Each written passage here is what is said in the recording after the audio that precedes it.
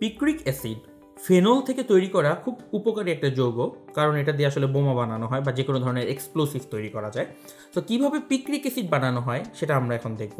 Picric acid হচ্ছে এই কম্পাউন্ডটা, লক্ষ্য করো, একটা ফেনলের সাথে 1 2 3 তিনটা নাইট্রো গ্রুপ যুক্ত, তাই এটার নামও হচ্ছে ট্রাই নাইট্রোফেনল। আমরা সোজা বাংলা এটাকে বলে থাকি এটা হচ্ছে পিক্রিক অ্যাসিড। এটাকে অনেকে সংক্ষেপে টিএনপি নামেও অনেকে বলে থাকে।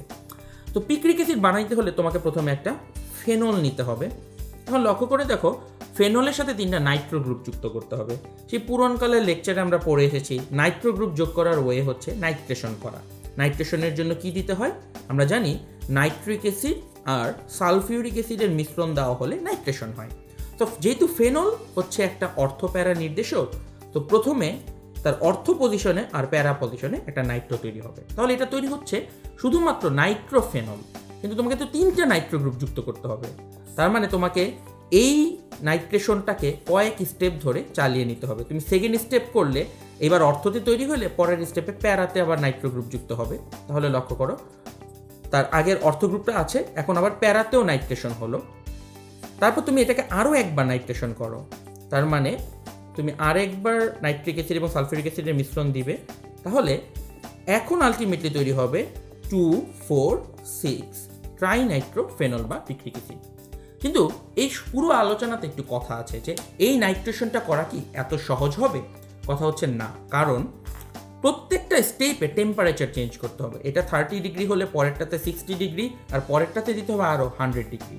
তো কন্টিনিউয়াসলি টেম্পারেচার কেন বাড়ানো লাগতেছে, এটাই হচ্ছে আমাদের এই পুরো আলোচনার আসলে মেইন উদ্দেশ্য। কেন এই টেম্পারেচারটা বাড়াতে হচ্ছে লক্ষ্য করো।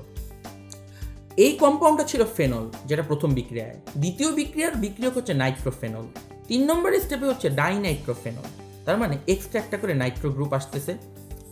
মনে করে দেখো, নাইট্রো গ্রুপ হচ্ছে একটা নিষ্ক্রিয়কারী গ্রুপ। আমরা যখন বেনজিন রিং নিয়ে আলোচনা করেছি আমরা বলেছিলাম 2 ধরনের গ্রুপ আছে, সক্রিয়কারী আর নিষ্ক্রিয়কারী। নাইট্রো গ্রুপের নাম হচ্ছে নিষ্ক্রিয়কারী গ্রুপ, যারা বেনজিন রিংয়ের সক্রিয়তাকে কমিয়ে দিতে পারে। তাই অবশ্যই সক্রিয়তা চিন্তা করো, যদি ফেনল অনেক বেশি সক্রিয়, কিন্তু নাইট্রোফেনলের সক্রিয়তা অনেক কম। এর কারণ কি?